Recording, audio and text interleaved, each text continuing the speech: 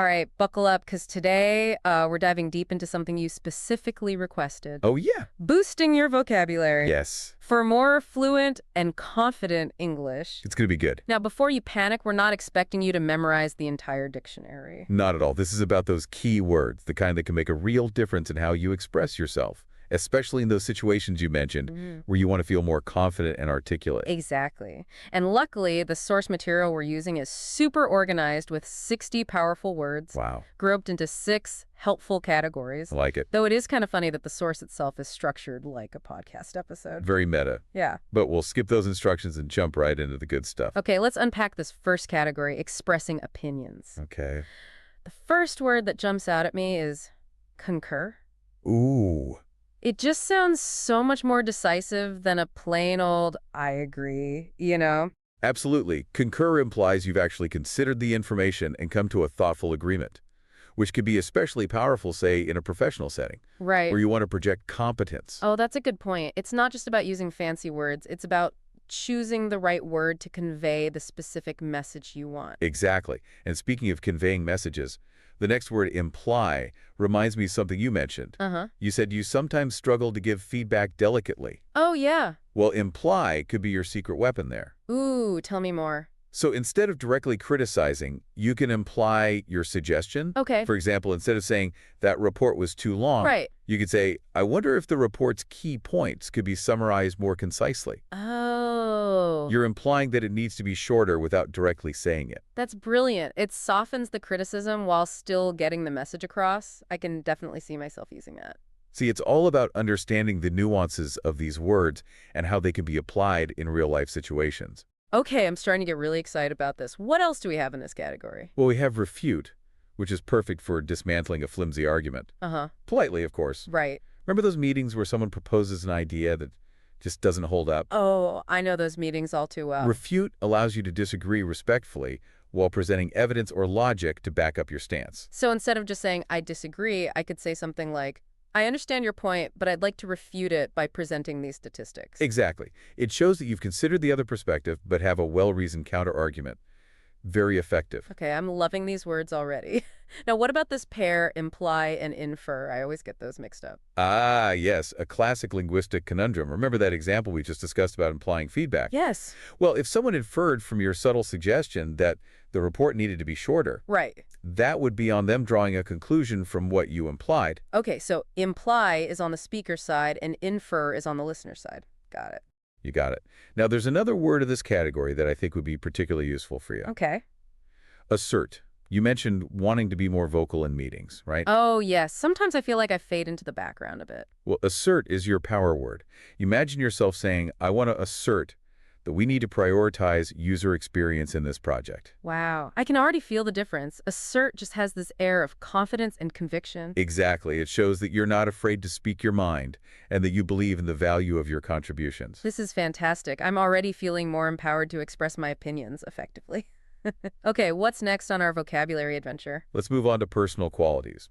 This category is all about the words that describe who we are at our core. Ooh, this sounds intriguing and a little bit introspective, perhaps. Absolutely. For example, we have meticulous, Okay. which describes someone who pays incredible attention to detail. Right. Now, thinking back to your work, Mm-hmm. I know you take pride in delivering high-quality results. Would you say meticulous is a word that resonates with you? Definitely. I'm always striving for perfection, whether it's editing a script or organizing an event. So owning that word and using it to describe your work ethic could really enhance how others perceive your strengths.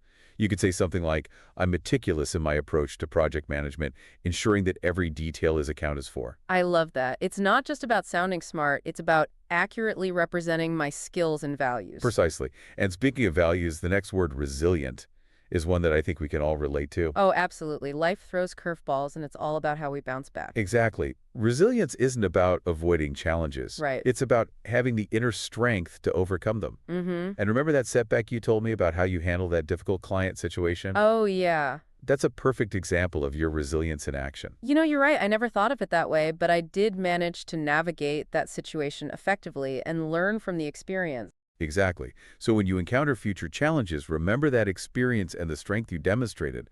That's what resilience is all about.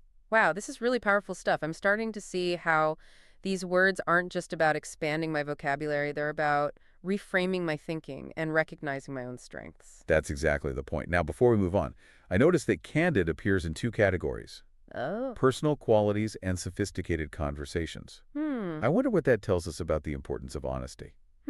That's interesting. Maybe being candid is more valuable than we sometimes realize, both in our personal lives and in those more complex discussions. It's definitely something to ponder. So before we delve into those sophisticated conversations, let's take a moment to reflect. If you had to choose 3 words from this personal qualities list to describe yourself, which ones would you pick and why? Ooh, that's a great question. I think I would choose meticulous, resilient, and maybe insightful. I feel like those words really capture my approach to work and life in general. Those are excellent choices. And they highlight the power of owning those qualities and using them to your advantage. All right, I'm ready to dive into the next category, words for making conversations sound more sophisticated. But I have to admit, I sometimes feel a little silly using big words in casual conversations. Like, will people think I'm trying too hard? I understand that concern, but think of it this way. These words aren't about showing off. Right. They're about expressing yourself more precisely and vividly. It's like having a wider range of colors to paint with. Okay, that's a helpful analogy. So it's less about sounding smart and more about using the right tool for the job. Exactly. For instance, the word ubiquitous. Yes, it sounds a bit academic, but it's also incredibly useful for describing something that's everywhere. Like, remember how we were talking about that new social media app everyone's using? Oh, yeah? The one that's suddenly taken over all my feeds? Instead of just saying it's everywhere, you could say, that app has become ubiquitous. It just adds a touch of sophistication and precision.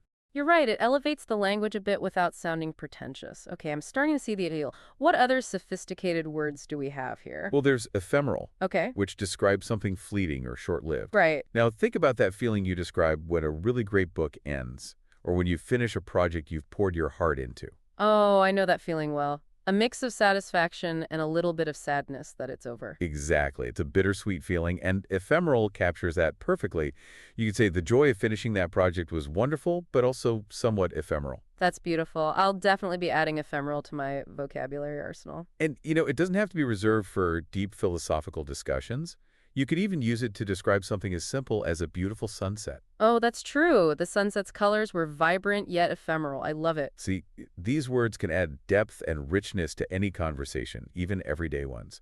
Now, what about notorious? It's a fun one. Ooh, yes. It's like that restaurant is notorious for its terrible service, or that politician is notorious for flip-flopping on issues. Exactly. It conveys a sense of infamy or bad reputation, adding a little bit of spice to your storytelling. Okay, I'm ready to move on to the next category, words for work and professional settings. I'll be honest, I initially thought I could skip this section since I'm not in a super corporate environment. That's a common misconception. While these words might be frequently used in offices, understanding them can be valuable in any setting where you're collaborating with others. You know, you're right. For example, delegation. It's not just about bosses assigning tasks. It's about effectively distributing responsibilities in any group project, even planning a volunteer event or a community initiative. Exactly. Understanding delegation can help you be a more effective leader even in informal settings. And then there's facilitate, which is such a useful word for anyone who wants to help things run smoothly. Oh, I love facilitate. It's like I want to facilitate a brainstorming session where everyone feels comfortable sharing their ideas. Exactly. It implies a sense of guidance and support, creating an environment where everyone can contribute effectively. Now, I know you mentioned sometimes feeling overwhelmed by group projects. Mm-hmm. Delegation and facilitate are perfect examples of words that can empower you to take charge and guide those projects towards success. Wow, that's a really empowering perspective. I'm already feeling more confident about handling those collaborative situations. And even a word like synergy, which might make you roll your eyes a bit. Oh, definitely. It's such a buzzword. It is, but putting aside the corporate jargon, the underlying concept is actually quite valuable.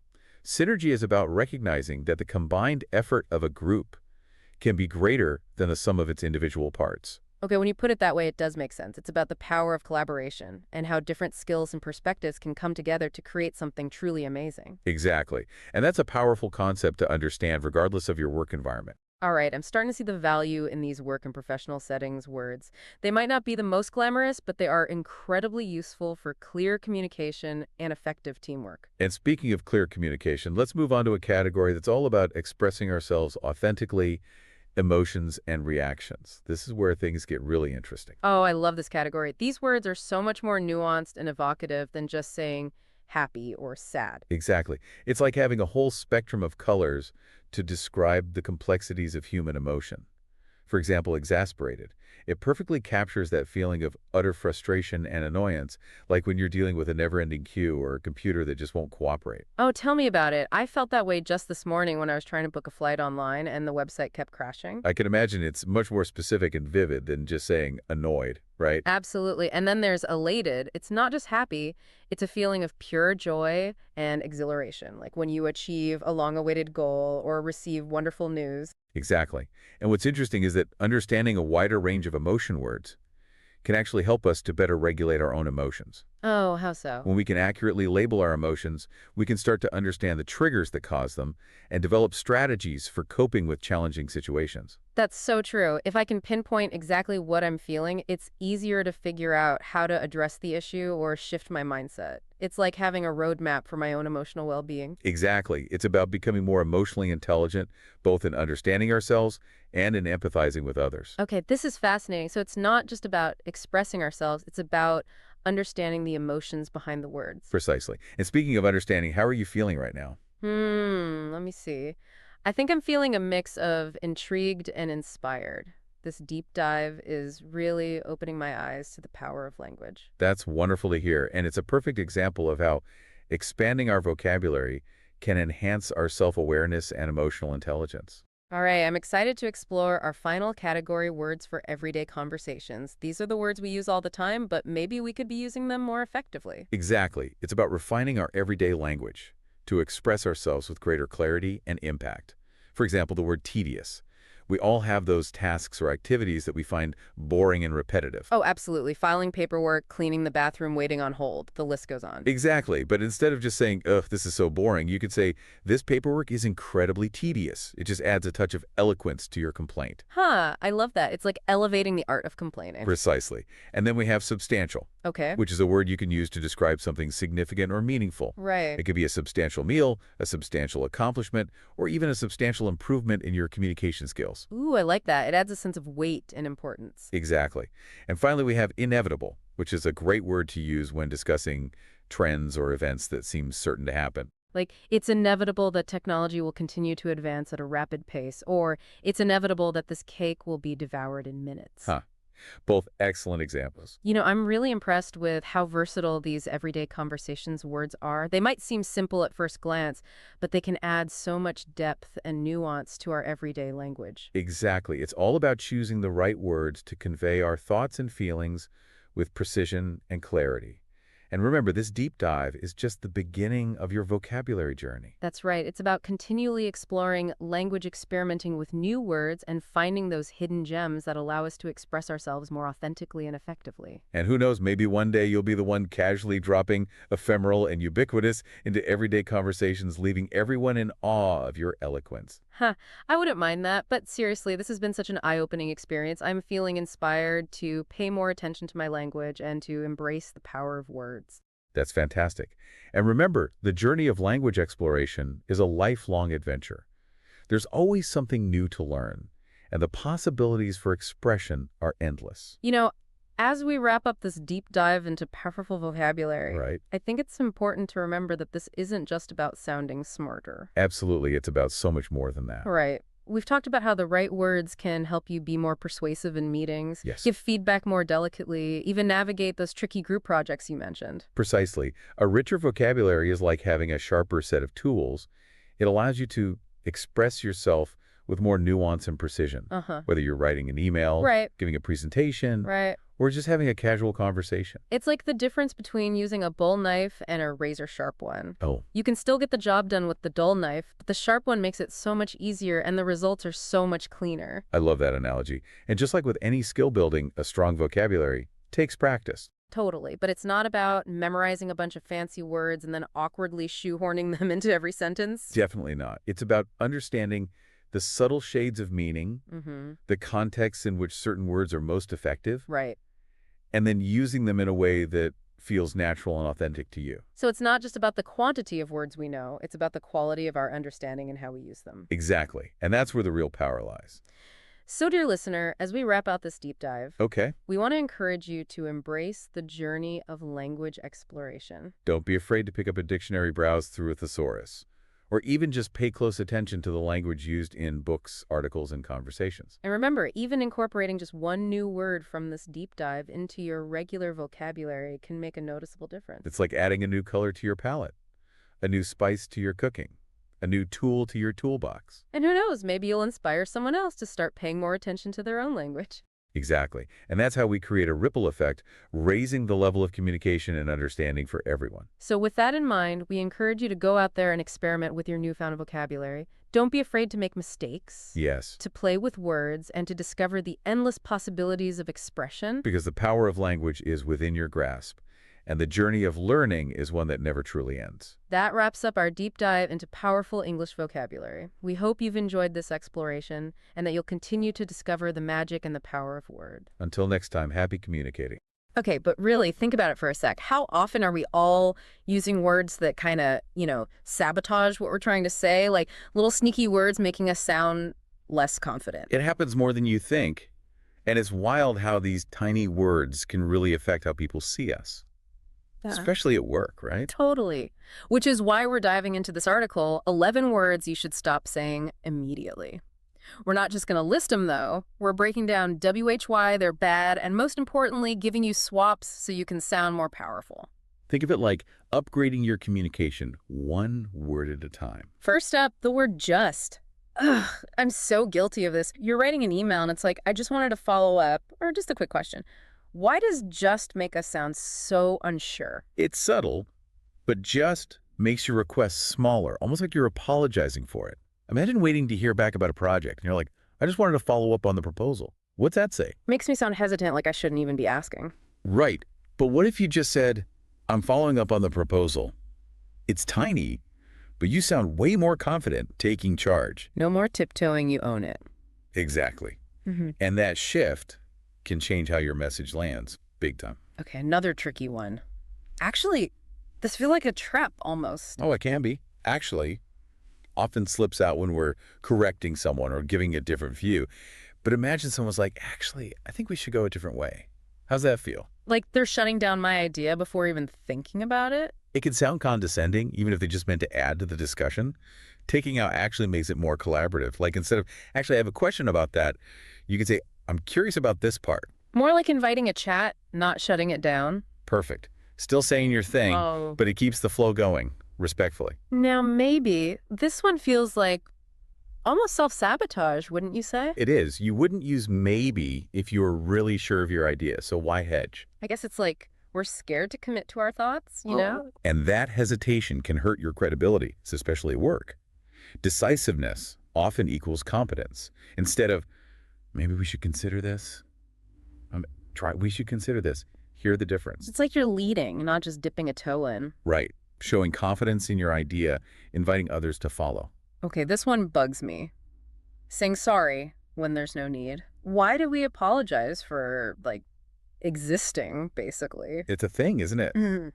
Do we really need to apologize for asking a question or taking up space or just saying what we think? No way. And all that apologizing can actually make us seem, I don't know, smaller, less confident. You're right. And the key is, there are way better ways to say things. Instead of, sorry to bother you, try thanks for your time, or I appreciate your input. Shows respect without sounding unsure. It's like shifting from apologizing for existing to being grateful for their attention. Small but powerful, right. Changes how you come across. All right, another confidence killer, I think. It's everywhere, but it makes what we say weaker. It's a verbal tick for lots of us. But think about how much stronger it is without it. Like, I think this is the best option versus this is the best option. Huge difference. You're right. It's a fact now, not just an opinion, maybe. And sure, sometimes you want to say it's your view, not like universal truth. But even then, there are better ways. So instead of, I think, you could say, from my analysis, or based on what I've seen. Exactly. You're owning your view, but it's more, I don't know, sophisticated. Like leveling up your communication, swapping out the wishy-washy stuff for strong, impactful language. And that's what this deep dive's about, right? Giving you the tools to communicate clearly, confidently, like you mean it. It's crazy, right? How even little changes to how we talk can make us, more confident overall. When we pick words that sound sure, it changes how others see us, but also how we see ourselves. That's like telling your own brain, hey, I got this. Totally. And speaking of believing in yourself, let's talk about can't. This one messes with us, keeps us from, doing our best. Oh, yeah, can't. It's so easy to just say, I can't do this, especially when something's hard. It's almost automatic, but it's a trap. When we say can't, we're basically stopping ourselves from growing, from changing. Like we're putting limits on ourselves before even trying. And honestly, we can do way more than we think we can. So what if instead of I can't, we say something, well, more powerful? Like, I haven't learned this yet, or I'm still figuring it out. I like that. It's not saying you'll never do it, just that you're on the way there. Exactly. And that small change can help you stay motivated, keep going when things get tough. It reminds me of that saying, whether you think you can or you think you can't, you're right. What we say really does affect what we believe. So true. So let's pick words that lift us up, both when we talk to ourselves and to others. Okay, almost done with the list, but a couple more big ones. Let's do but and. I mean, they're not bad words, but how we use them matters, right? Oh, absolutely. It's all about the situation and what you're trying to say, but often goes after something positive and it kind of ruins it. It's like giving a compliment and then taking it back. You did great on that presentation, but I think you could have been more engaging. Oof. Exactly. The but erases the good stuff you just said. Yeah. Makes people feel, I don't know, discouraged. So what's better? And swap out the but for and it's way more constructive. Like, you did great on that presentation, and I think we can work together to make it even more engaging. You're not just criticizing, you're helping. It's about fixing things, not just pointing out what's wrong. And that's such a good attitude to have, right? At work, anywhere. All right, got to address the big one. Literally, people misuse this all the time. It's almost funny how wrong it gets. Yeah, it's become this word people use to emphasize stuff, even when it's not actually true. Yeah. But using it wrong makes you sound less credible, like you don't know what you're talking about. I think it shows how important it is to use the right words. When we choose carefully, we say what we mean more clearly, and it has more impact. Couldn't agree more. It's about respecting how powerful words are and using them to your advantage. So let's all try to use literally, correctly, and really all words, thoughtfully. Okay, before we go on, gotta mention kind of and sort of again. They seem small, but they weaken what you're trying to say. Oh, they're so wishy-washy. They make you sound uncertain, like you don't really care. Imagine telling your boss, I'm kind of excited about this new project. Not exactly inspiring, huh? Sounds like you'd rather be doing something else. Exactly. So instead of that, let's use words that are, stronger, more definite, like I'm intrigued by that, instead of I'm sort of interested. More specific, more interesting. And it shows you're really paying attention, involved in the conversation. Right on. Now, sticking with words that fill space but don't add anything, let's talk about like. It's supposed to connect with people, but it can actually make you sound less smart. It's so ironic. It's like people say all the time, especially when they're nervous. But it's even better. Just pausing. Yes. Silence is way more effective than filling the space with, nothing. Gives your brain a second to think, so you can choose better words. And it makes you sound more thoughtful, calm, which can be really powerful. And while we're at it, how about, this one comes up when we're not sure if the other person's getting what we're saying. We need them to agree with us. It's like we're doubting ourselves, even though we're the ones with the ideas. But here's the thing. Yeah. You know what you're talking about. You can explain it clearly. Trust yourself. Let that confidence show. That's a good point. We don't always need someone to tell us we're right. We can just own it. Exactly. Now, one last thing about how our language affects how we interact with people. We've talked about specific words, but it's also about the vibe we give off. Right. Sometimes it's not just the words, but how we say them. Totally. Think about, I have to do this versus I get to do this. It's just a different way of looking at it, but it changes how you feel about it. It's like turning something you have to do into something you want to do. It's about feeling like you have control, even when things are tough or boring. I love that. We really can choose how we see things just by how we talk about them. And that's kind of the main point of all this. It's not about banning certain words. It's about being aware of what we say, picking words that show what we believe, make us feel confident, and help us really connect with people. Honestly, I'm kind of like fired up now to use all this stuff. It's amazing how just changing a few words can make such a difference in, well, everything. It really shows you how powerful language is, right? We don't always realize how much what we say shapes like our whole experience. So for our listeners, what's like one thing they can do today to start using all this? Good question. I think the best way is to just pick one thing, one word from our list that, stood out to you. Maybe you use it too much or you think it's holding you back. Okay, let's say I pick just.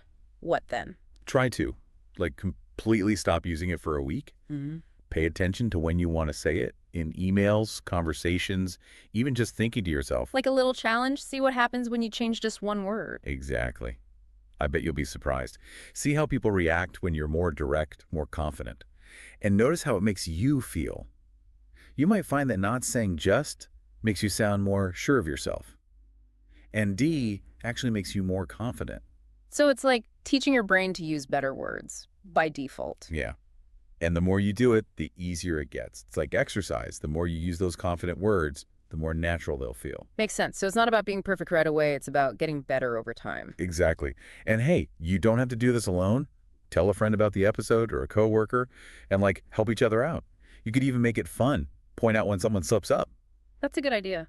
It's always easier to stick with something when you have someone to do it with. And who knows, maybe you'll start this chain reaction of confident communication at work everywhere. What a great thought. Well, we've definitely given everyone a lot to think about today. It's been, really interesting and inspiring. I feel like I have a whole new understanding of how to use words to be more confident and clear. It's been great diving into this with you. And to everyone listening, remember, what we say really matters. So let's choose our words carefully. And until next time, stay curious, stay confident, and keep on learning. All right. So are you ready to really boost your English fluency? I mean, take it to that next level. Ooh, I like where this is going. Well, today we're diving deep into phrasal verbs. Those are essential. They really are. They're like the secret code to sounding really natural, Yes. Especially if you're already pretty comfortable with the basics of English. Right, you got to get those phrasal verbs down. Exactly. And what I think is so fascinating about them is the way they kind of weave themselves into just everyday English. Yeah, it's like you can't escape them, can you? No, you can't. And they're not just about casual chit-chat. Right. They pop up everywhere. We'll see them in professional settings, travel scenarios, even when you're talking about learning new things or improving yourself. Yeah, you're right. They're everywhere. They're everywhere. We've got 25 essential phrasal verbs to unpack today, and I'm telling you, you'll be surprised by how their meanings can shift depending on the situation. Yeah, it's true. It's sometimes the same phrasal verb can have so many different meanings. Right. It's they're these little chameleons Right. blending in, adding that extra layer of meaning. Subtle mastery, huh? Yes. That's what sets apart a fluent speaker. For sure. So let's start with those everyday conversations, the ones we have all the time. I'm thinking about turn up and run into. They seem so simple on the surface. Right. Yeah. But I bet there's more to them than meets the eye. Oh, absolutely. You're absolutely right. Take turn up, for example. Okay. If someone says he didn't turn up for the meeting, that kind of has a negative connotation to it, right? You're like, where were you? Yeah, right. Yeah. Implies a lack of responsibility. Maybe even a little bit of disrespect. For sure. But, if you're at a party and the volume's too low, you might say, can you turn up the music? Yeah, that's true. Same verb, totally different vibe, right? It is. It's like the context around the phrasal verb, it colors it, gives it that extra layer of meaning. Exactly. Yeah. And run into kind of has that element of chance, surprise. If you say, I ran into an old friend, that paints a much more vivid picture than just saying oh, I met an old friend. Right. I see what you mean. Wouldn't you agree? Yeah, definitely. You can almost feel the surprise and joy in that encounter. Yeah. Okay, so let's shift gears a little bit here. Let's talk about the work and business category. Okay. And I noticed in this section, look into and come up with. These are verbs you'd probably hear, in an office setting. Oh, absolutely, yeah. Maybe in a boardroom, who knows? Yeah, boardroom, meeting, these verbs are all about clarity and action in a professional setting. Right, being efficient. Efficient, yeah. If you say we need to look into this issue that sounds a lot more proactive. It's more decisive than just saying, like, we need to investigate. Yeah, yeah, for sure. Right. And come up with, that one's all about that creative problem solving. Yeah, that's a good one. That's a good one. I like that. So it's almost like these phrasal verbs cut through all the fluff. Yes. They just get straight to the point, which is so important at work. Yeah, absolutely. Right. Especially in a fast-paced environment. Especially in a fast-paced environment. Yeah. Yeah. And imagine you're in a meeting. Oh, yeah. And you're struggling to express those key actions. It would be painful. Yeah. So mastering these, can make you a much more effective communicator at work. Yeah, definitely. Okay, so let's get ready to explore the world a little bit. Travel and socializing. When it comes to this, I thought about pick up and drop off. Yes. They're essential for getting around, making plans, Absolutely. I mean, think about that classic travel phrase. Can you pick me up from the airport? It's so common. It's so common. Yeah. It's direct. It's clear. It gets the message across. Effortless. Yeah, effortless, yeah. And drop off, too. Like, I'll drop you off at the station on my way. Makes, coordinating plans so much smoother. Yeah, super smooth. Super smooth. You know what's interesting about those two is it highlights the social aspect of language, I know. If you offer to pick someone up or drop them off, it's more than just the action, It kind of conveys a sense of, I don't know, like helpfulness, consideration. Right, you're going out of your way for them a little. Exactly. Okay, and speaking of subtle shifts in meaning, check-in. That one seems to have like multiple personalities. Oh, it does, doesn't it? Depending on the context. It does. Right. You've hit the nail on the head there. Check in at a hotel, like that's a formal procedure, right? Yeah. But if you say check in with a friend, that's just casual. Totally different. Totally different. It implies like that you care. Right. You're just seeing how they're doing. Yeah, exactly. That's a perfect example of how, phrasal verbs just adapt and evolve, They just change. Yes. Yes, they do. They do. Depending on the situation. All right, it's time to level up our skills even more. Learning and self-improvement. I'm intrigued by catch up on and figure out, they seem to like capture the essence of personal growth. Right. You know what I mean? Yeah, they really do. Catch up on, that kind of implies that you're making an effort, right? Yeah. Like a conscious effort to, stay current, expand your knowledge. Yeah, it's like active learning. Yes. And figure out, has that problem-solving vibe, right? It's like that aha moment. Yes. It's about like overcoming challenges, pushing yourself beyond your comfort zone. Which is like part of personal development, right? Absolutely. Embracing those aha moments. Yeah. And recognizing that, learning it's a journey. It never ends. It never ends. What's fascinating is how these verbs kind of empower you to like talk about your learning journey. Yeah, to actually articulate it. Yes. Yeah, I like that. So thinking about those learning goals, is there a particular phrasal verb from this category that like resonates with you right now? Ooh, that's a good question. Something that you could see yourself using, in your self-improvement journey. Let me think. I think figure out, actually. I like that one because, well, I am always trying to figure out new ways to approach problems. Yeah. Or just learn from my experiences. Absolutely. It's a verb that shows that continuous growth. Yes. Which I find motivating, It never stops. It never stops. So I like that one. It's like figure out becomes a reminder to just stay curious. Right. And embrace that whole learning process. Yeah, exactly. And you never know what you're gonna learn next when you're trying to figure things out. Exactly. I like that. That's a good one. It really is amazing how much meaning these little verbs pack. They really make our communication so much more dynamic. They do, yeah. It's like they unlock fluency somehow. Yeah. Make English sound, well, more natural. Speaking of unlocking things, I have a fun idea. Okay. How about we do a little quiz just to test what we know about these phrasal verbs so far? Oh, I love a quiz. Yeah. Let's do it. See if our listeners have been paying attention. Okay, first question. Imagine you're working on a project and it's just not going anywhere. You finally decide to just stop working on it completely. Like all the time. Right. So which phrasal verb would you use? Would you say that you gave up on the project or looked into it or maybe turned up at the meeting? Okay, so we're looking for the verb that means to just like stop completely, abandon it. Exactly. And the answer is? Gave up. Gave up, yeah. Yeah, you gave up on that project. It definitely doesn't feel good, but yeah. It happens. Sometimes things just don't work out. It's a fact of life. Yeah. All right, ready for the next question? Get me with it. Okay, so imagine you're trying to understand like a really complex problem Yeah. and you want to get to the root of it, like all the little details. Okay, so like you're really trying to solve it, not just scratch the surface. Exactly, yeah. So which phrasal verb fits best here? Would you figure out the problem, go over the details, or run into a solution? So this is all about being really analytical, right? Like really digging into the problem. Yes, exactly. Thinking it through. So the answer must be Go over. go over. That's right. Yeah, you're going over all the details. Okay, last question. You're getting ready to give a presentation, Okay. and you want to practice it beforehand. Which verb describes that?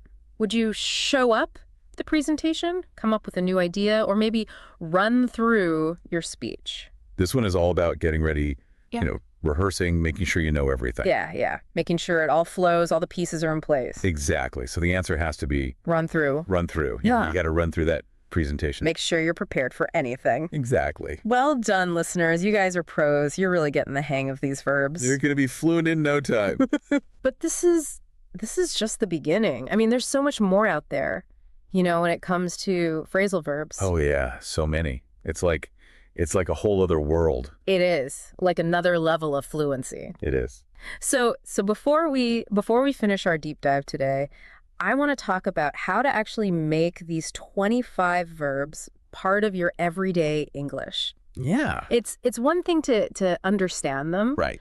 but how do you actually use them naturally, That's the real challenge. It's all about like bridging that gap between knowledge and actually applying it. Yeah. The good news is with phrasal verbs, like they're everywhere. Yeah. Just pay attention to how native speakers use them in conversations, in movies, and songs. Yeah, that's good advice. Like just be more aware. Be more aware. Yeah, you'll start to notice patterns and kind of pick up on the nuances. Yeah, it's like immersive learning, Exactly.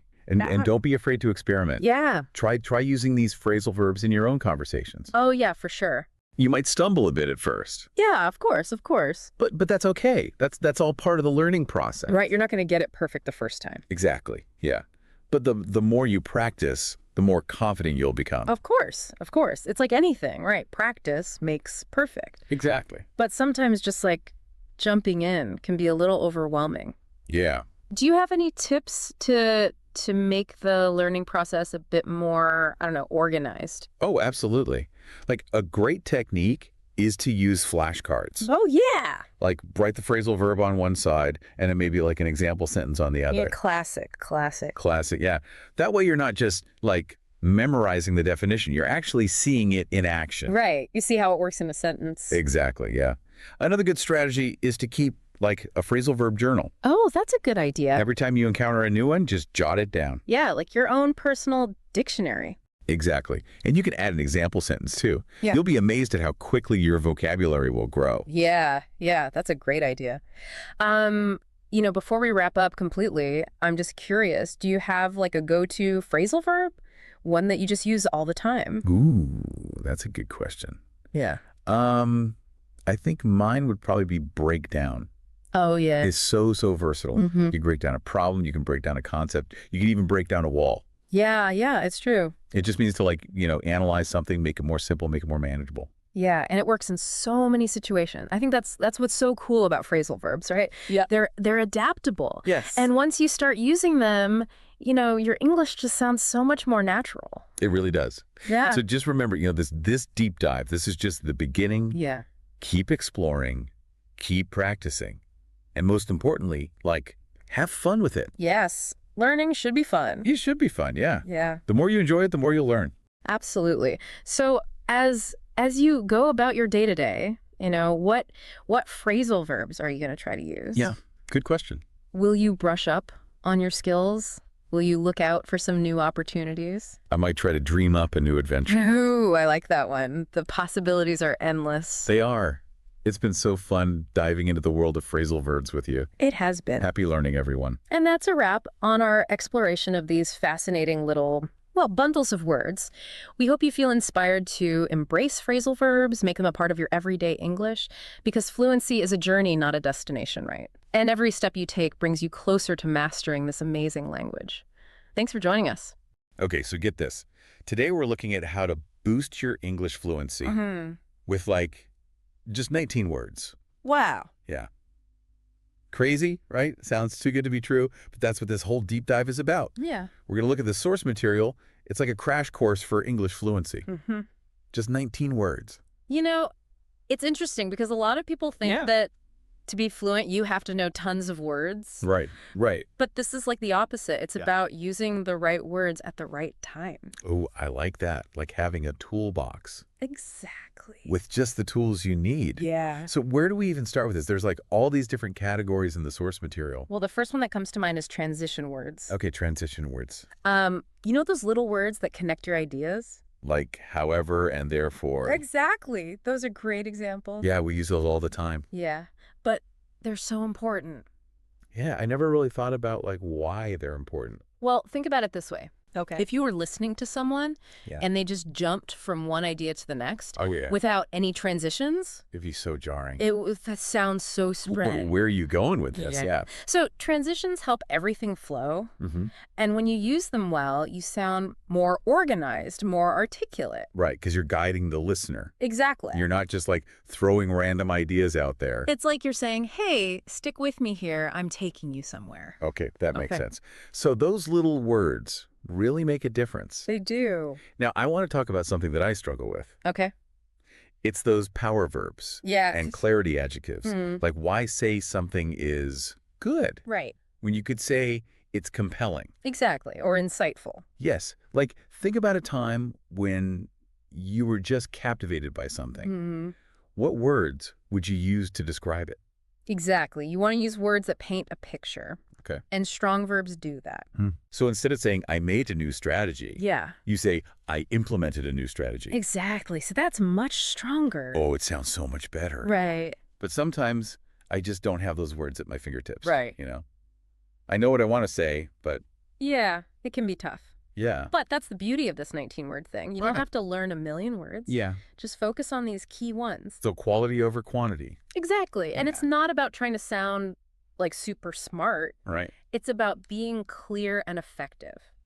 Oh. Like, for example, if you're sending a professional email Yeah. and there's a problem, instead of saying, this is bad, Oh, right. you could say, this presents a challenge. Okay, so you're still acknowledging the problem, Right. but in a more professional way. Exactly. Okay, I like that. Okay, now for the one that always trips me up, Oh, tell me. affect versus effect. Oh, classic. I swear, I still mix these up. Don't worry, you're not alone. Even native speakers mess these up. Oh, thank goodness. But it's so important to get them right. Yeah, if you're giving a presentation or something, Right. it can undermine your whole message. Exactly. So how do we finally conquer this? Okay, so remember this.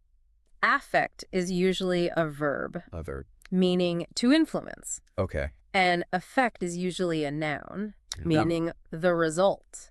Okay. So the weather affected my mood. It influenced how you felt. Right. And the effect of the weather was that I stayed inside. That was the outcome. Yeah. Exactly. Oh, okay.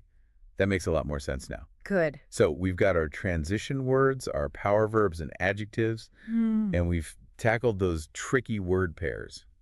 What's next? Let's talk about natural phrases. Ooh. You know, those little expressions that make you sound. Like a native speaker. Exactly. I'm ready to unlock the secrets. What have we got?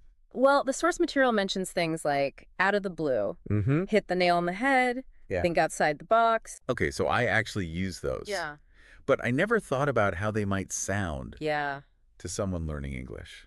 Right. Because for native speakers, Yeah. they just come naturally. Right. But they add so much personality to your language. Instead of just like stating facts. Exactly. You're adding flavor. Right. It's like adding spices to a dish. I love that analogy. So the other day, I was telling my friend Yeah. how I saw someone I hadn't seen in years. And I said, I ran into him out of the blue. Yeah. It just felt more natural than saying, I saw him unexpectedly. Yeah, those natural phrases, they just add another level. They do. They do. I'm definitely going to pay more attention to those They did. and try to use them more. Yeah. It's amazing how these small tweaks can really make a difference.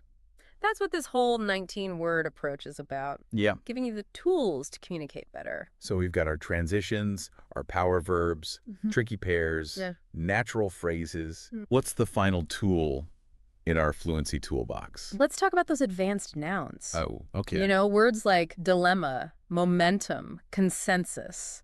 Yeah, those are the ones that make you sound really smart. They do. But I'll be honest, I sometimes get a little intimidated by them. Yeah. Like, I'll be in a conversation and think, oof, there's a better word for this. Right. But I just can't think of it. I totally understand. Yeah. It's normal to feel that way. Okay. Because we don't use those words every day. Right. But when you do use them, Yeah. it shows a deeper understanding of the language. Like you're saying, hey, I know what I'm talking about. Exactly. I like that. Okay, challenge accepted. I'm going to try to use those more. Good. Maybe I'll impress myself. I think you will. And remember, it's not about sounding smarter than everyone. Right. It's about using language effectively. Okay, so we've explored all these categories Yeah. of these 19 words. Mm-hmm. But how do we actually put this into practice?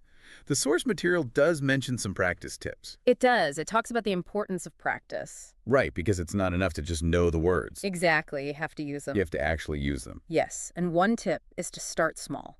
Okay, Don't try to use all 19 words at once. right. That would be overwhelming. It would be. So just focus on one or two at a time. That's a great point. It's like breaking it down into smaller steps Exactly. so it feels less daunting. And remember, fluency is a journey. Not a destination. Right. So be patient with yourself and celebrate your progress. Okay, I love that. It even says, like, try to use just one new word a day. Oh, wow. Like, imagine you Yeah. could add 365 new words to your vocabulary in a year.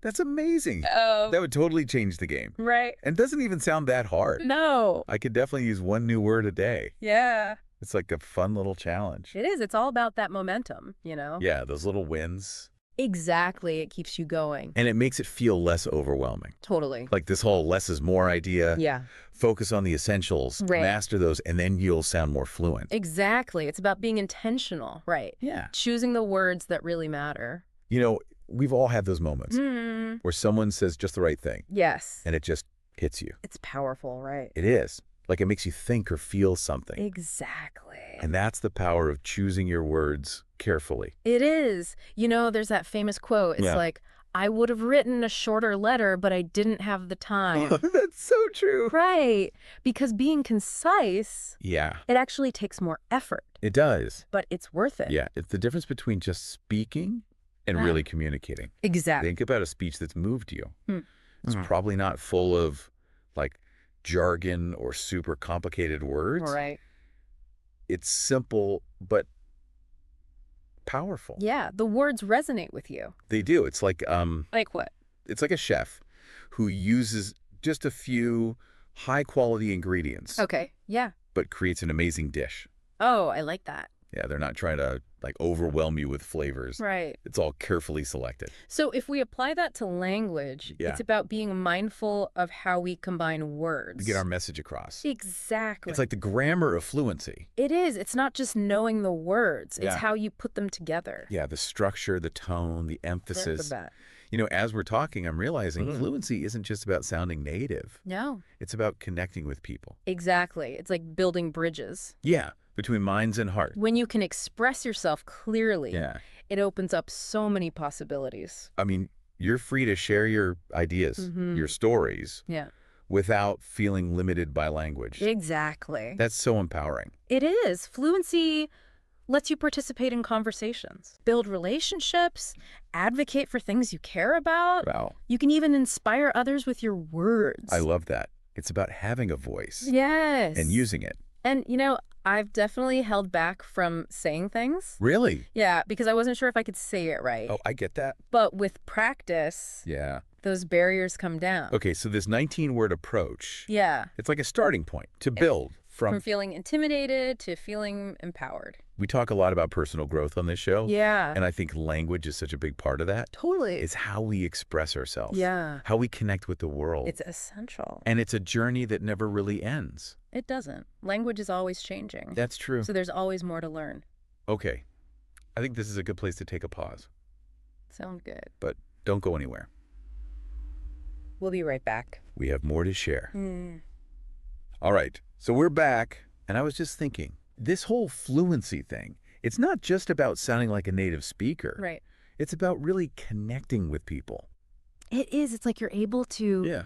express yourself more fully. So someone listening might be thinking, Mm-hmm. okay, this is all great, but how do I actually, Yeah. use this. Well, remember that source material? Yeah. It really stresses that you don't have to know every word in the dictionary. Oh, thank goodness. Right. It's about Yeah. choosing the right words to Okay. express yourself clearly. And confident. Yes. And what I like about this approach Oh. is it's for anyone, no matter your level. Exactly. Beginner, advanced. Yeah. It's about shifting your mindset Okay. from feeling overwhelmed Yeah. to focusing on the essentials, like those 19 words. So it's like having a strong foundation. Yes. Instead of trying to build like a skyscraper on sand. Exactly. And remember, it's a journey, Yeah. not a destination. Be patient, celebrate the progress. And enjoy those aha moments. I love those. Like when you use a new word and it just clicks. It feels so good. You know, one thing I keep thinking about is Yeah. how important it is to be intentional with language. Oh, yeah. That's been coming up for me too. It's not just about speaking fluently. Yeah, yeah. It's about speaking thoughtfully. Choosing your words carefully. Exactly. Yeah. Making sure your message is clear. So it has the impact you want. Right. Like it's the difference between Yeah. throwing a dart randomly Okay. and aiming for the bullseye. Oh, I see. Yeah. Intentionality brings focus. Yes. And it shows in how people perceive you Okay. when you use language precisely. Yeah. You sound more confident, more credible. It's like you're saying, I respect your time, Mm-hmm. so I'm going to make every word count. Exactly. So, to wrap things up, I have a question for our listeners out there. Okay. What is it? We focused on these 19 words, but what other words Yeah. or phrases do you think are essential for fluency? I love that question Go. because Yeah. it shows that language is always changing. Right. There are always new words to learn. New things to discover. So keep expanding your vocabulary. That's such a good reminder. It's a lifelong journey, It is. no matter how fluent you think you are. There's always more to learn. I love that. Oh. Okay, so to our listener, keep your ears open, Mm-hmm. your mind curious, and your tongue practicing. The world needs to hear your voice. Yes. And fluency is the key to unlocking its potential. Couldn't have said it better myself. Thanks for joining us on this deep dive. Ever get that feeling you might be using a word wrong, but you're too afraid to ask? Oh, yeah. Well, fear no more. Because today we're diving deep into 15 words that even fluent English speakers mess up. We've got a YouTube script here all about leveling up your vocabulary. And you might be surprised by some of these common mistakes. It is fascinating, though, how some of these errors stem from subtle distinctions Yeah. that are easy to miss in casual conversation. Okay, let's unpack this. We'll start with some beginner traps. Words that seem straightforward, but can be surprisingly tricky. I'll be honest, the word literally is one I hear misused all the time. Yep. Just the other day, someone told me they were literally dying from how much they had to do that week. Ah, yes. Literally seems to be a word that's been taken hostage by hyperbole. So remind us, what should literally mean? Why is it important to use it correctly? Literally means something actually happened, exactly as stated. Yeah. It emphasizes the reality of a situation, not an exaggeration. Right. While your friend might have felt overwhelmed, they weren't literally dying. Right. You see, using literally correctly makes sure your words carry their intended weight. It's about precision and clarity, especially in an age where misinformation can spread so easily. That's a really good point. The impact on communication is huge. Okay, another beginner word that trips people up is unique. I once saw a store advertising a sale on very unique items. Something about that just felt off. That's because unique means one of a kind, Right.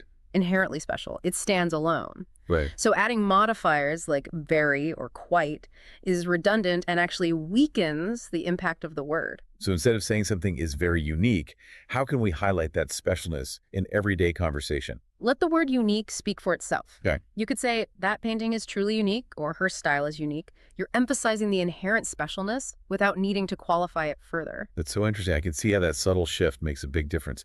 Even these beginner words have hidden depths. You really have to think about their true meaning. Absolutely, and that's what makes language so fascinating. Now, prepare to have some assumptions challenged because some words have meanings completely different from what most people assume. Okay, I'm intrigued. Give me an example of one of these words. Let's start with irony. Okay.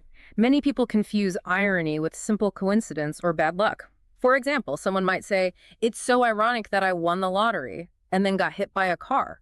So winning the lottery and then getting hit by a car, that's just bad luck, not irony. Yeah. What makes a situation truly ironic? True irony involves a situation where the outcome is the opposite of what was expected, often with a humorous or sarcastic undertone. A classic example would be a fire station burning down. It's not just about unfortunate timing, it's about a surprising reversal of expectations. Wow, that makes so much sense. It's not just about something bad happening. It's about the unexpected nature of the situation. You see, understanding irony helps us analyze situations more deeply. It's not just about bad luck. It's about recognizing the unexpected and sometimes absurd nature of life. Speaking of unexpected twists, Yeah. let's talk about a word. Often misused in situations with high stakes. Alibis. I feel like I hear people using alibi as a synonym for any kind of excuse. Yeah. Like, oh, I have a good alibi. Right. Yeah. That's a common mistake. People might say, I didn't finish the project, but I have a good alibi. Wait, so if it's not just any excuse, what makes a real alibi? I'm genuinely confused. An alibi has a very specific legal meaning. Okay. It refers to proof that someone was somewhere else at the time a crime was committed, demonstrating their innocence. It's not just any excuse.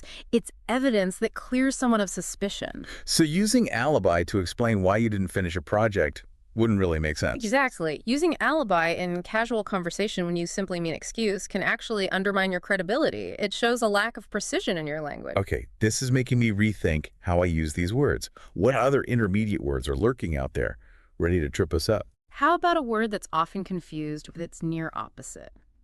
Disinterested. Many people use disinterested to mean uninterested or bored. For instance, someone might say, I was completely disinterested in that meeting. Disinterested. If it doesn't mean bored or uninterested, then what does it actually mean?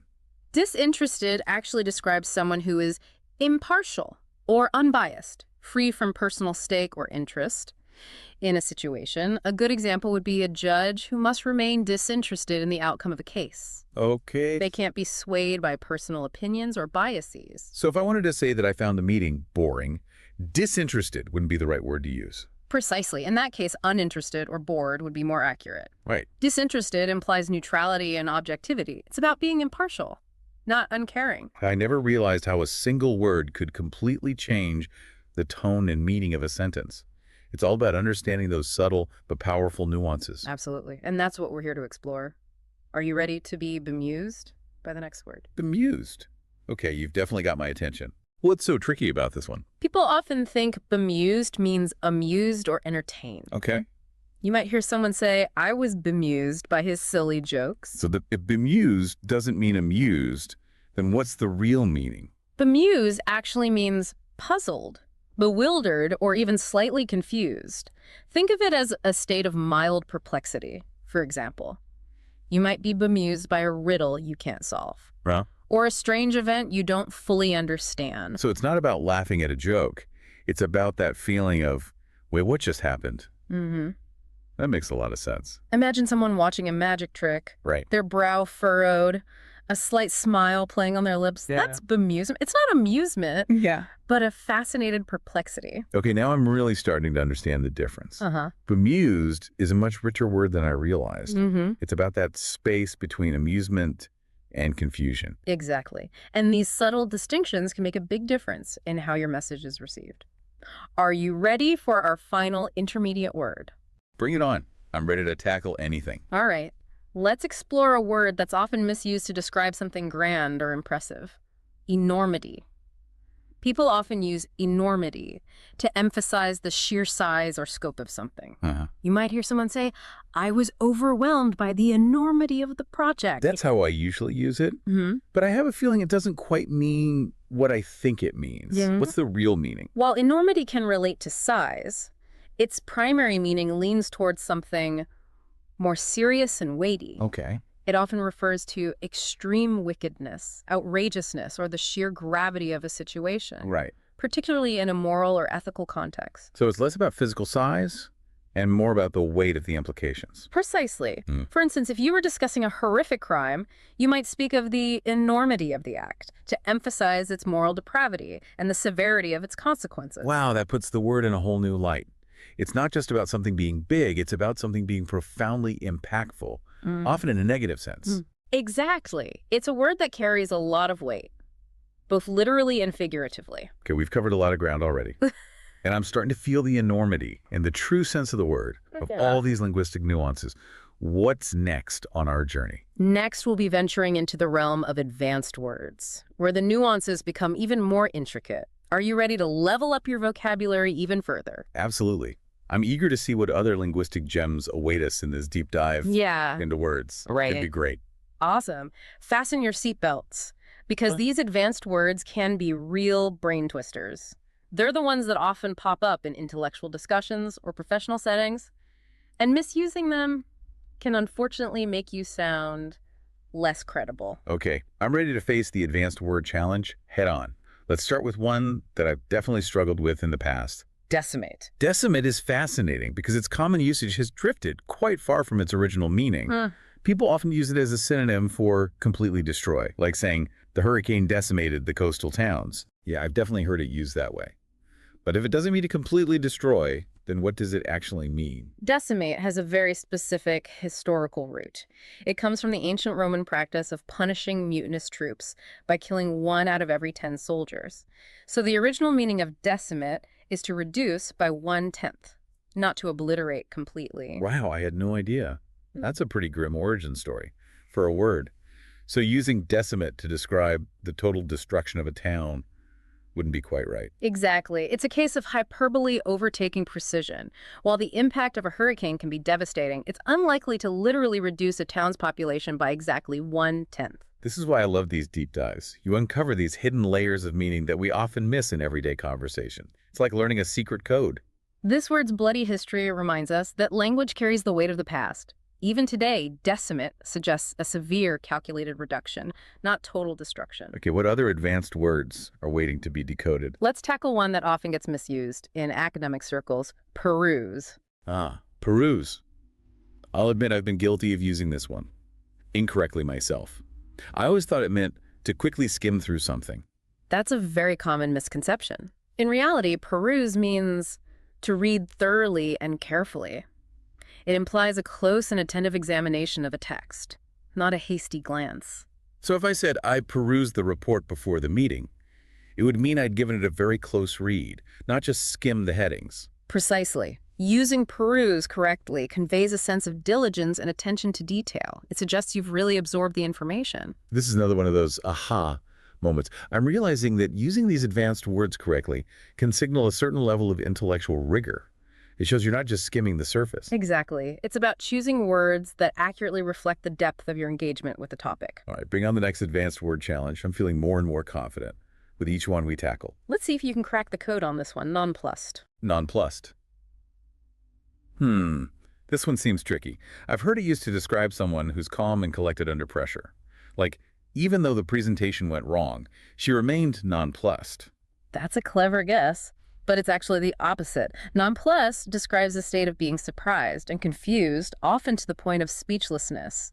It's that feeling of being caught off guard and unsure how to react. Wow, so it's almost like being speechless with shock. Exactly. Nonplussed implies a momentary loss of composure, a sense of being bewildered. It's that deer in the headlights feeling. That makes so much more sense. I can see how misusing this word could lead to some awkward situations. Indeed, it highlights the importance of understanding the nuances of these advanced words. They can have a big impact on how our message is perceived. Okay, what other advanced word adventures await us? I'm ready to expand my vocabulary horizons. Let's explore a word that often gets used in a way that diminishes its true impact. Plethora. Plethora. I usually think of this word as meaning a lot of something, in a positive way, like there was a plethora of fun activities to choose from at the festival. That's a common interpretation. But plethora carries a slightly different nuance. While it does mean an abundance of something, it often implies an excessive or overwhelming amount. Okay. It can sometimes even suggest a sense of burden or inconvenience. Interesting. So it's not just about having a lot of something, it's about having maybe too much of it, like it's overflowing. Precisely. Imagine a situation where you're bombarded with information or faced with an overwhelming number of choices. That sense of being inundated can be captured by the word plethora. So if I were to say, I have a plethora of emails to respond to, it would imply that I'm feeling a bit swamped by them, not necessarily excited about having a full inbox. Exactly. It's about that tipping point where abundance starts to feel like excess. It's about that too much of a good thing feeling. I'm starting to see how using plethora correctly can add a layer of sophistication to my descriptions. It's a much more nuanced way of expressing abundance than just saying a lot. It's about choosing words that convey not just the quantity, but also the impact of that quantity. This is making me realize how much I've taken these words for granted, what other advanced words are hiding in plain sight, waiting to be understood. Let's delve into one that's often misused in discussions about facts and information. Factoid. Factoid. This one seems pretty straightforward. I always thought it just meant a small or trivial fact. That's how it's commonly used, but its original meaning is a bit more nuanced, even controversial. The term factoid was actually coined to describe something that appears to be a fact, but is actually false or unsubstantiated. Right, really? That's a completely different meaning. That's the risk with using factoid in its original sense. It implies a degree of skepticism or even doubt about the validity of the information being presented. It can be a way of highlighting that something may sound like a fact, but it hasn't actually been proven true. This is a perfect example of how language can evolve and shift in meaning over time. It's important to be aware of both the common usage and the original intent behind a word. You're absolutely right. Language is a living, breathing thing that constantly adapts and changes. Our goal is to be aware of those changes and use words in a way that is both accurate and effective. So how can we use factoid in a way that doesn't accidentally spread misinformation? If you're unsure of the accuracy of a piece of information, it's best to avoid using factoid altogether. You could say something like, here's an interesting tidbit, or this might be a bit of trivia, but this avoids any implication that the information might be false. That's really helpful advice. Okay, bring on the next advanced word. I'm ready to conquer some more linguistic complexities. Let's tackle a word that often causes confusion in discussions and debates. Moot. Moot? I've always thought of this word as meaning irrelevant or pointless. Like that argument is moot because the decision has already been made. That's a common understanding, but it's not entirely accurate. While moot can relate to something that's no longer relevant, its original meaning is a bit more nuanced. It originally referred to a matter that is open for debate or discussion. So if a topic is moot, it's not necessarily pointless. It just means there's room for further discussion or consideration. Precisely. Imagine a legal case where the circumstances change, making the original point of contention no longer relevant to the outcome. The issue might be considered moot, not because it was unimportant, but because it's no longer central to the case. That's a really helpful clarification. So it's less about the topic being irrelevant and more about its significance having shifted or diminished. Exactly. It's about acknowledging that the context has changed, and the original point of debate may no longer be the primary focus. I'm definitely feeling more enlightened than moot after tackling that one. What other advanced word adventures await us? Let's wrap up our exploration of advanced words with a pair that often trips people up: infer and imply. Infer and imply. The classic conundrum. I know these words are related to drawing conclusions, but I often mix them up. It's a common confusion. The key difference lies in who is doing the action. The speaker or writer implies something, meaning they suggest or hint at something without stating it directly. The listener or reader infers something, meaning they draw a conclusion based on what is implied. So if I were to say, it's getting late, I might be implying that it's time to go, even though I haven't explicitly said so. Exactly. And if you, as the listener, understood my implication, you would have correctly inferred my meaning. I see. So it's a two-way street. The speaker sends out a subtle signal, and the listener picks up on that signal and draws a conclusion. Precisely. It's like a subtle dance of communication where meaning is conveyed through suggestion and interpretation. This distinction is so subtle, but it's crucial for clear communication. Misusing these words can lead to all sorts of misunderstandings. Absolutely. Mastering the difference between infer and imply is essential for navigating conversations and interpreting written texts accurately. It's about understanding both sides of the communication equation. Wow, we've covered a lot of ground in this deep dive. It's amazing how much depth and complexity there is to these seemingly simple words. And we've only just scratched the surface. But I hope you're starting to see how understanding the nuances of language can empower you to communicate with greater clarity and precision. I'm definitely feeling a lot more confident about using these words correctly. It's like a whole new world of linguistic possibilities has opened up. And that's the beauty of language learning. It's an ongoing journey of discovery and refinement. Are you ready for a quick challenge to test your newfound knowledge? Absolutely. Bring it on. All right. Hit me with that word challenge. I'm ready to put my knowledge to the test. Okay. Let's see if you can recall the true meaning of nonplussed Without looking back at our discussion, take a moment to think about it. Okay, no peeking. I think I've got it. Nonplussed means to be surprised and confused, almost to the point of speechlessness. It's like that feeling of being completely thrown off guard and not knowing how to react. That's absolutely correct. You've successfully decoded nonplussed. It seems our deep dive has truly expanded your vocabulary horizons. I'm feeling pretty proud of myself right now. This whole experience has been eye-opening. I've realized that using words correctly isn't just about sounding smart. It's about communicating effectively and ensuring that my message is understood. It's about wielding the power of language with precision and care. Choosing words that accurately reflect not only what we want to say, but also the subtle nuances of meaning we wish to convey. You know, it's funny because I used to think that vocabulary was just about memorizing definitions. But this deep dive has shown me that it's so much more than that. It's about understanding the history, the etymology, the subtle shades of meaning that make each word unique. It's about recognizing that words are not static, but dynamic. They evolve over time, their meanings shifting and adapting to reflect the changing world around us. And that's what makes language so fascinating. It's a living, breathing entity that connects us to the past, informs our present, and shapes our future. And as we wrap up this deep dive, I encourage you to continue exploring the fascinating world of language. Pay attention to the words you use, the words you encounter, and the way they impact your understanding of the world. I know I will. This has been such a rewarding journey. I'm walking away with a newfound appreciation for the power of words and the importance of using them correctly. Remember, language is a gift, a tool that allows us to connect, create, and inspire. Let's use it wisely. Absolutely. Until next time. Happy wordsmithing. Okay, so let's be real for a sec. Small talk, right? It can be like the most awkward thing ever. Like when you're stuck in a situation and you know you should be chatting, but your mind just goes blank. Anyone else? Feel me on that. But get this. What if I told you that this deep dive could actually turn that dread into pure confidence? And we're going to do it using a source you'd never expect. A video script, get this, for people learning English. I know, right? Sounds a little out there. But seriously, this script is full of stuff that goes way deeper than just language. It's like a secret masterclass in how humans connect, hidden inside an English lesson. Okay, I gotta admit, when you first mentioned this source, I was kind of like, how can something for total beginners help someone who's already fluent? That's fair, totally. But the cool thing here is, by breaking small talk down into these simple steps, it actually shows you the psychology behind how we connect. Like, it's a cheat sheet for building rapport, even if you never needed help with English in the first place. So it's more about understanding the, deeper game, not just memorizing lines. Exactly. For example, the script makes a big deal about greetings and weather talk, stuff we might think is just filler. Yeah, I always thought that stuff was kind of pointless. Right. But they actually serve a super important purpose.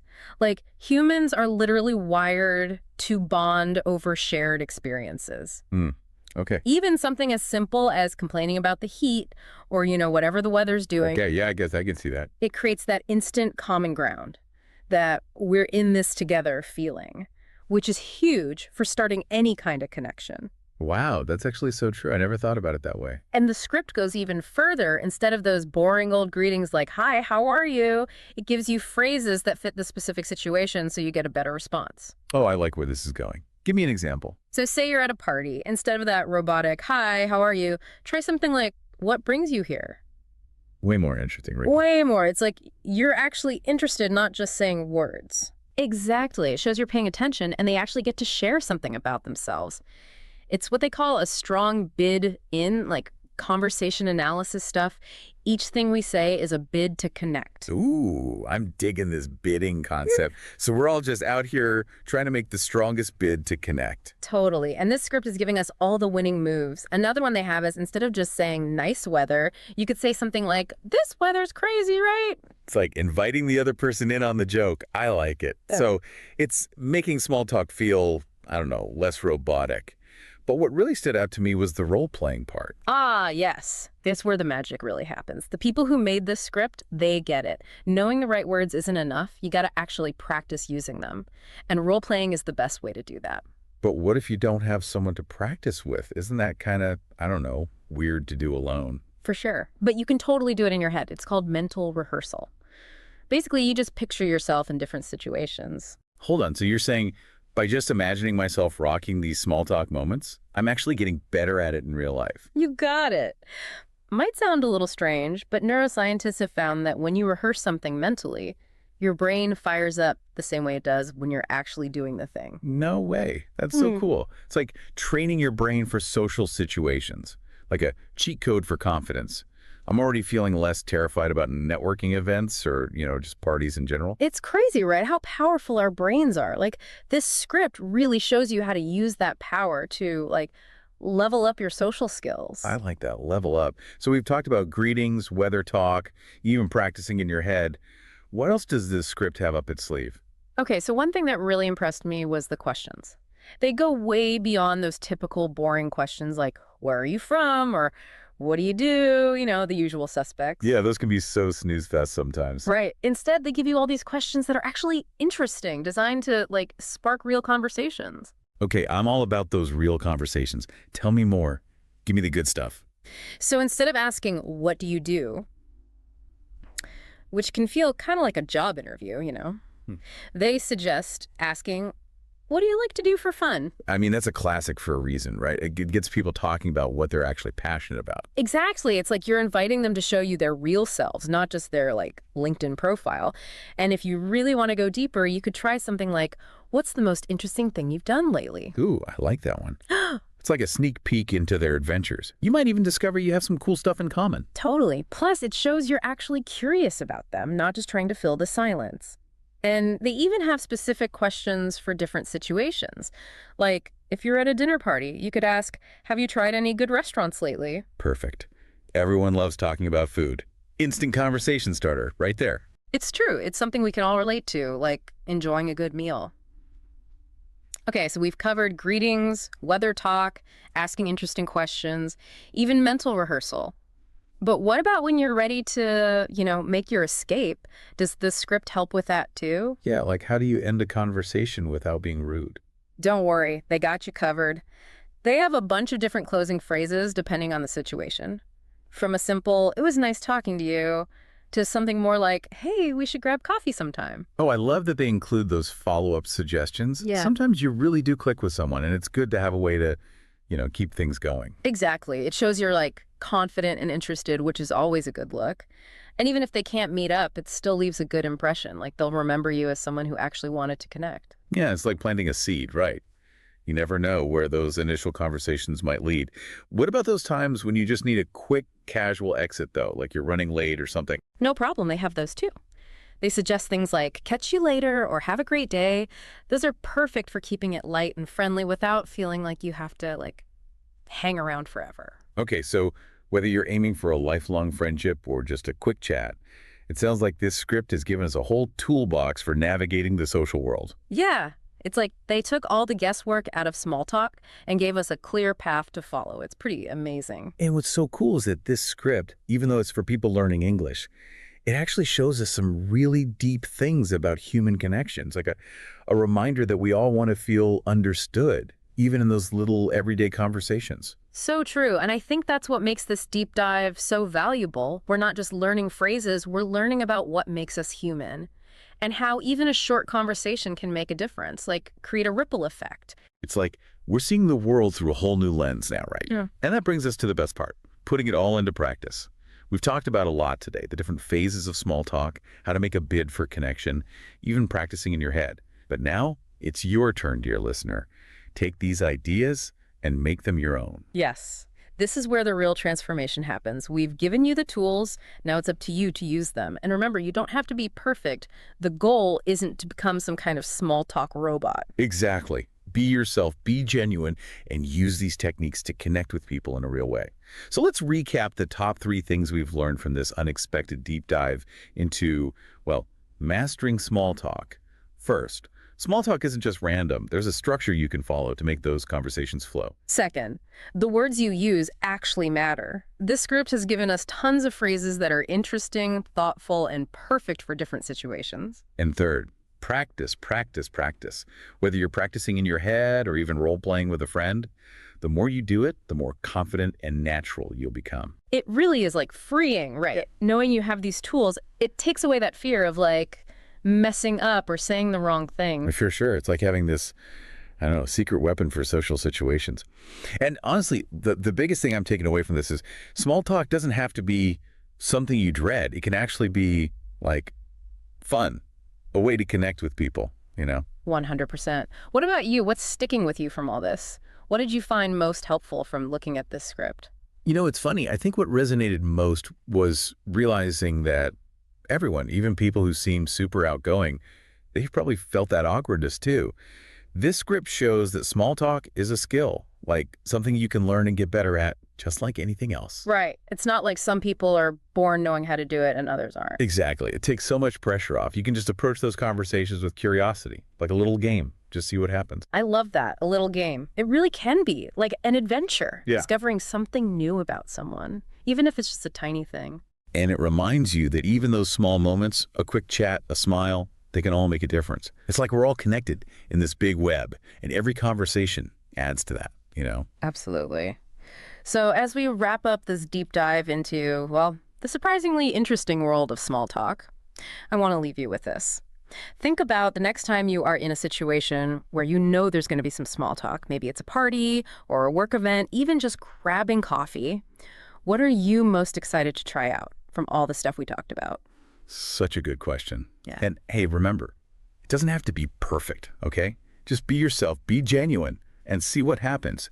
You might be surprised how fun and even meaningful those small conversations can be. So go out there and conquer the world of small talk. We believe in you. Welcome to this deep dive, everyone. Today we're going to be exploring, well, actually, your English learning journey using a script for a video for English language learners. It's going to be like a deep dive within a deep dive, really. So no matter where you're at, beginner, advanced, somewhere in between, there should be something here for you. Yeah, I think it's so cool how this script uses like real stories from other people learning English, to like inspire. It's like we're all on this journey together, Totally. And speaking of journeys, the script like starts off by asking this big question, right? What made you want to learn English in the first place? The why behind your adventure, basically. They give this example of a learner, Anna, and her goal was she just wanted to watch TV, like without subtitles. And what I thought was so cool about that was like, it was totally, coming from her, like she just wanted to do it. Not because someone told her she had to or anything. Right. Like those are the best reasons, Right. when it comes from inside. Yeah, for sure. Knowing your why can really make a difference, I think, especially when things get tough, When you hit a wall or you just don't feel like studying, it's like having a compass to keep you, heading in the right direction. I love that, the compass. So I'm curious, what was your why, when you started out? Take a second to think about that. It's worth, revisiting it as you keep going, too. Now, the script also digs into how, like, where you are can affect your learning. It gets that not everyone can be, like, surrounded by English speakers all the time, but it kind of challenges us to get creative. Yeah, yeah. This story about Raj really stuck with me. He lives in this village where literally no one speaks English. And so he basically turned his whole house into this like learning tool, sticky notes everywhere using English for like everyday stuff. It just proves you don't have to be in some English speaking country to learn it well. It's amazing, right? Talk about resourcefulness. He didn't wait for the perfect situation. He just made it himself. And this actually leads perfectly into what the script talks about next. How to, take all that time we waste and turn it into learning time. Oh yeah, like when you're scrolling on your phone or whatever and it's not even like fun anymore. Exactly. But imagine if you could use that time to learn instead. The script mentions Maria, and she would spend like 30 minutes every night on, I think it was TikTok, and she swapped that for English learning videos, and guess what? In just a couple of weeks, her vocabulary like exploded. Wow. See? Totally doable. And what's even cooler is you can do this throughout your day, right? Like when you're commuting, waiting in line, even just doing chores. You can listen to podcasts, use apps, just sneak in little bits of English here and there. Yeah. Just make it a part of your life, The more you can do that, the more natural it all feels. Exactly. The script then kind of switches gears and talks about common mistakes that can, slow you down. And this is where I think your expertise is going to be so helpful. One of the first things it mentions is like getting too hung up on grammar, to the point where you're not even really speaking. It's easy to just memorize all the rules, but language is really about talking to people, right? Absolutely. Grammar's important, don't Yeah. get me wrong. But sometimes I think it gets too much focus, Like it's more important to be able to speak fluently and confidently, even if you mess up a little. It's about finding that balance, I think. What do you think? Oh, 100%. I totally agree with that. You could know all the grammar in the world, but if you can't have a conversation, what's the point, right? Right, exactly. Hmm. Yeah, it's like you learn how to play an instrument, but then you never actually play any music. Exactly. You just practice scales all day long. Mm. Okay, so the script's next point, I think this is something we've all dealt with, being scared to make mistakes. I mean, every language learner goes through that, right? Oh, yeah, for sure. But I think it's so important to, like, change how we think about mistakes. They're not like failures, they're actually like feedback. Yeah. Each mistake is a chance to learn and get better. Yeah, that's a good way to look at it. It takes the pressure off, you know? And this kind of leads into the third mistake they talk about in the script, which is not practicing regularly. We've all been there, right? Like crazy study sessions and then nothing for weeks. Yeah, I've totally been there.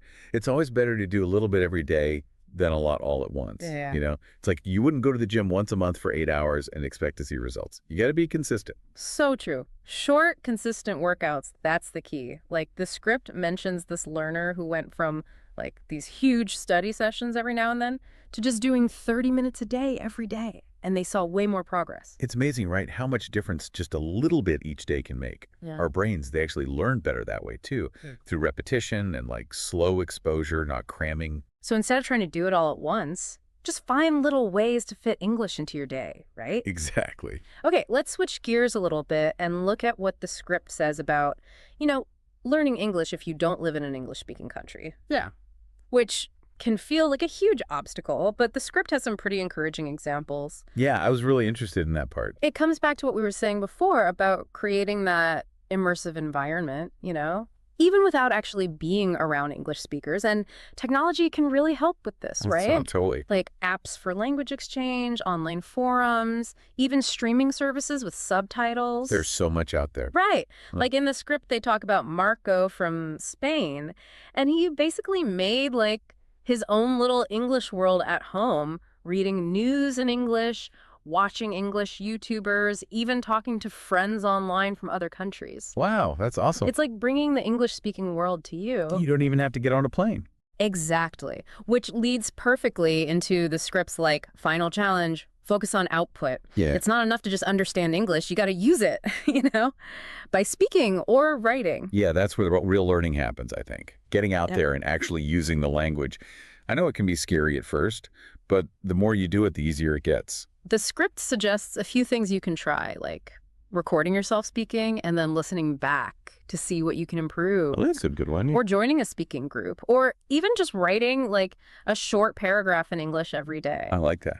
Just little things to get you practicing, The key is to find what works for you and then make it a habit. It doesn't have to be a big thing. Even 5 minutes a day can make a difference in the long run. And as we start wrapping up this deep dive here, I think one of the most important things to remember is learning English, it's a journey, right? And every little thing you do, it brings you closer to your goals. That's a great way to put it. It's not about being perfect. It's about making progress. I mean, we've talked about so much, right? Like from that whole why thing to making your own little English world. But what really sticks out to me is how much the script is all about, like, doing stuff. Oh, yeah, totally. You can't just sit there and like, hope you'll learn English. Right. You got to get out there and use it. And remember how we talked about making mistakes? The script wants us to think about those differently, too. Yeah, they're not like the end of the world. They're actually how you get better. Like little stepping stones. I love that. So as we wrap up this whole deep dive into learning English, I have one question for you. And it kind of goes back to that output thing we were talking about. What's one small step you're going to take this week to like actually use your English? Ooh, that's a good one. Could be anything, really. Record yourself talking for a minute, write an email in English, even just chat with someone online. It doesn't have to be this big, huge thing. Exactly. Just something small but consistent. Like we were saying before, 5 minutes a day, it all adds up. We've explored a ton of tips today and heard some pretty inspiring stories. I bet there are a few that like really resonated with you. Oh, yeah, for sure. So think about those and how you can use them in your own learning. And remember, learning English, it should be fun, not a chore. Totally. It's an adventure. Embrace those challenges, celebrate how far you've come and never stop exploring. Happy learning, everyone. All right, so are you ready to really boost your English fluency. I mean, take it to that next level. Ooh, I like where this is going. Well, today we're diving deep, deep into phrasal verbs. Those are essential. They really are. They're like I don't know, the secret code to sounding really natural, Yes. especially if you're already pretty comfortable with the basics of English. Right, you got to get those phrasal verbs down. Exactly. And what I think is so fascinating about them is the way they kind of weave themselves into just like everyday English. Yeah, it's like you can't escape them, can you? No, you can't. And they're not just about casual chit-chat. Right. They pop up everywhere. We'll see them in like, professional settings, travel scenarios, even when you're talking about like learning new things or improving yourself. Yeah, you're right. They're everywhere. They're everywhere. We've got 25 essential phrasal verbs to unpack today, and I'm telling you, you'll be surprised by how their meanings can shift depending on the situation. Yeah, it's true. It's like sometimes the same phrasal verb can have so many different meanings. Right. It's like they're these little chameleons Right. blending in, adding that extra layer of meaning. Subtle mastery, huh? Yes. That's what sets apart a fluent speaker. For sure, for sure. So let's start with those everyday conversations, the ones we have all the time. Like I'm thinking about like turn up and run into. They seem so simple on the surface. Right. Yeah. But I bet there's more to them than meets the eye. Oh, absolutely. You're absolutely right. Take turn up, for example. Okay. If someone says he didn't turn up for the meeting, Mm-hmm. like that kind of has a negative connotation to it, Yeah. right? You're like, where were you? Yeah, right. Yeah. Implies a lack of responsibility. Maybe even like a little bit of disrespect. For sure, for sure. But, if you're at a party and the volume's too low, you might say, can you turn up the music? Yeah, that's true. Same verb, totally different vibe, right? It is. It's like the context around the phrasal verb, it like colors it, gives it that extra layer of meaning. Exactly. And run into kind of has that element of chance, like surprise. If you say, I ran into an old friend, that paints a much more vivid picture than just saying like, oh, I met an old friend. Right. I see what you mean. Wouldn't you agree? Yeah, definitely. You can like almost feel the surprise and joy in that encounter. Yeah. Okay, so let's shift gears a little bit here. Let's talk about the work and business category. Okay. And I noticed in this section, look into and come up with. These are verbs you'd probably hear, in an office setting. Oh, absolutely. Yeah. Maybe in a boardroom, who knows? Yeah. Boardroom, meeting, like these verbs are all about like, clarity and action in a professional setting. Right, being efficient. Efficient. Yeah. If you say, we need to look into this issue that like sounds a lot more, proactive. It's more decisive than just saying like, we need to investigate. Yeah, for sure. Right. And come up with, that one's all about that creative problem solving. Yeah, that's a good one. That's a good one. I like that. So it's almost like these phrasal verbs cut through all the fluff. Yes. They just get straight to the point, which is so important at work. Yeah, absolutely. Right. Especially in a fast-paced environment. Especially in a fast-paced environment. Yeah. And imagine you're in a meeting. Oh, yeah. And you're struggling to express those key actions. It would be painful. Yeah. So mastering these, can make you a much more effective communicator at work. Yeah, definitely. Okay, so let's get ready to explore the world a little bit. Travel and socializing. When it comes to this, I thought about pick up and drop off. Yes. They're essential for getting around, making plans, Absolutely. I mean, think about that classic travel phrase. Can you pick me up from the airport? It's so common. It's so common. Yeah. It's direct. It's clear. It gets the message across. Effortless. Yeah, effortless, yeah. And drop off, too. Like, I'll drop you off at the station on my way. Makes, coordinating plans so much smoother. Yeah, super smooth. Super smooth. What's interesting about those two is it highlights the social aspect of language, I know. If you offer to pick someone up or drop them off, it's more than just the action, It kind of conveys a sense of, I don't know, like helpfulness, consideration. Right, you're going out of your way for them a little. Exactly.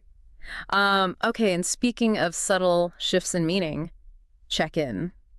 That one seems to have like multiple personalities. Oh, it does, doesn't it? Depending on the context. It does. Right. You've hit the nail on the head there. Check in at a hotel, like that's a formal procedure, right? Yeah. But if you say check in with a friend, that's just casual. Totally different. Totally different. It implies like that you care. Right. You're just seeing how they're doing. Yeah, exactly. That's a perfect example of how, phrasal verbs just adapt and evolve, they just change. Yes. Yes, they do. They do. Depending on the situation. All right, it's time to level up our skills even more. Learning and self-improvement. I'm intrigued by catch up on and figure out, they seem to like capture the essence of personal growth. Right. You know what I mean? Yeah, they really do. Catch up on, that kind of implies that you're making an effort, right? Yeah. Like a conscious effort to, stay current, expand your knowledge. Yeah, it's like active learning. Yes. And figure out, has that problem-solving vibe, right? It's like that aha moment. Yes. It's about like overcoming challenges, pushing yourself beyond your comfort zone. Which is like part of personal development, right? Absolutely. Embracing those aha moments. Yeah. And recognizing that, learning it's a journey. It never ends. It never ends. What's fascinating is how these verbs kind of empower you to like talk about your learning journey. Yeah, to actually articulate it. Yes. Yeah, I like that. So thinking about those learning goals, is there a particular phrasal verb from this category that like resonates with you right now? Ooh, that's a good question. Something that you could see yourself using, in your self-improvement journey. Let me think. I think figure out, actually. I like that one because, well, I am always trying to figure out new ways to approach problems. Yeah. Or just learn from my experiences. Absolutely. It's a verb that shows that continuous growth. Yes. Which I find motivating, It never stops. It never stops. So I like that one. It's like figure out becomes a reminder to just stay curious. Right. And embrace that whole learning process. Yeah, exactly. And you never know what you're gonna learn next when you're trying to figure things out. Exactly. I like that. That's a good one. It really is amazing how much meaning these little verbs pack. They really make our communication so much more dynamic. They do, yeah. It's like they unlock fluency somehow. Yeah. Make English sound, well, more natural. Speaking of unlocking things, Yeah. I have a fun idea. Okay. How about we do a little quiz just to test what we know about these phrasal verbs so far? Oh, I love a quiz. Yeah. Let's do it. See if our listeners have been paying attention. Okay, first question. Imagine you're working on a project and it's just not going anywhere. You finally decide to just stop working on it completely. All the time. Right.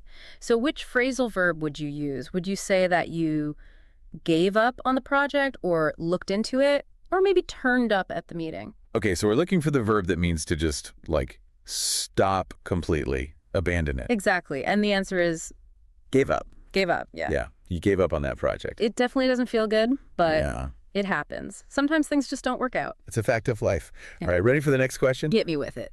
Okay, so imagine you're trying to understand like a really complex problem Yeah. and you want to get to the root of it, like all the little details. Okay, so like you're really trying to solve it, not just scratch the surface. Exactly, yeah.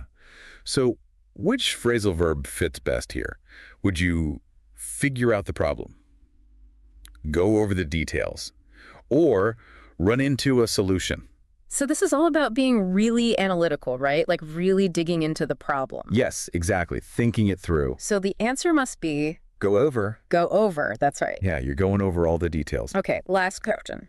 You're getting ready to give a presentation Okay. and you want to practice it beforehand. Which verb describes that? Would you show up the presentation, come up with a new idea, or maybe run through your speech? This one is all about getting ready, Yeah. rehearsing, making sure you know everything. Yeah. Making sure it all flows, all the pieces are in place. Exactly. So the answer has to be Run through. run through. Yeah. You got to run through that presentation. Make sure you're prepared for anything. Exactly. Well done, listeners. You guys are pros. You're really getting the hang of these verbs. You're going to be fluent in no time. But this is just the beginning. I mean, there's so much more out there, when it comes to phrasal verbs. Oh, yeah. So many. It's like a whole other world. It is like another level of fluency. It is. So before we finish our deep dive today, I want to talk about how to actually make these 25 verbs part of your everyday English. Yeah. It's one thing to understand them, Right.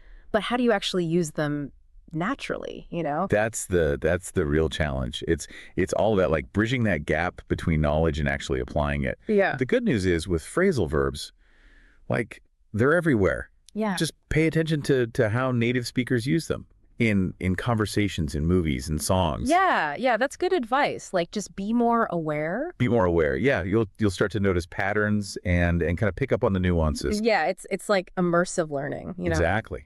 And don't be afraid to experiment. Yeah. Try using these phrasal verbs in your own conversations. Oh, yeah, for sure. You might stumble a bit at first. Yeah, of course, of course. But that's okay. That's all part of the learning process. Right, you're not going to get it perfect the first time. Exactly. Yeah. But the more you practice, the more confident you'll become. Of course, of course. It's like anything, right? Practice makes perfect. Exactly. But sometimes just like jumping in can be a little overwhelming. Yeah. Do you have any tips to make the learning process a bit more, I don't know, organized? Oh, absolutely.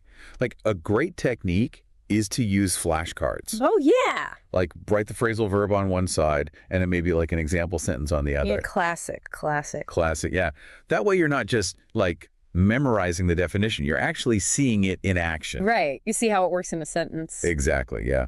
Another good strategy is to keep like a phrasal verb journal. Oh, that's a good idea. Every time you encounter a new one, just jot it down. Yeah, like your own personal dictionary.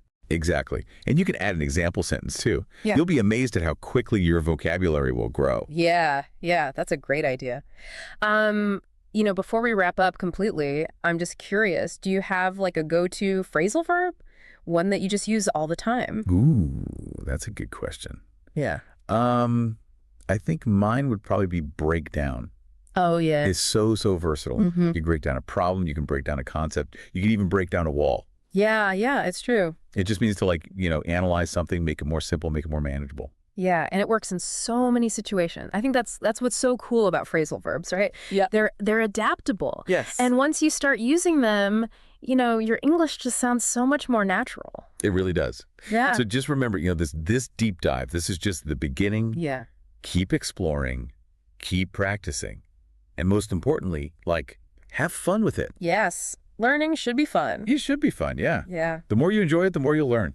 Absolutely. So as you go about your day-to-day, what phrasal verbs are you going to try to use? Yeah, good question. Will you brush up on your skills? Will you look out for some new opportunities? I might try to dream up a new adventure. Ooh, I like that one. The possibilities are endless. They are. It's been so fun diving into the world of phrasal verbs with you. It has been. Happy learning, everyone. And that's a wrap on our exploration of these fascinating little, bundles of words. We hope you feel inspired to embrace phrasal verbs, make them a part of your everyday English, because fluency is a journey, not a destination, right? And every step you take brings you closer to mastering this amazing language. Thanks for joining us.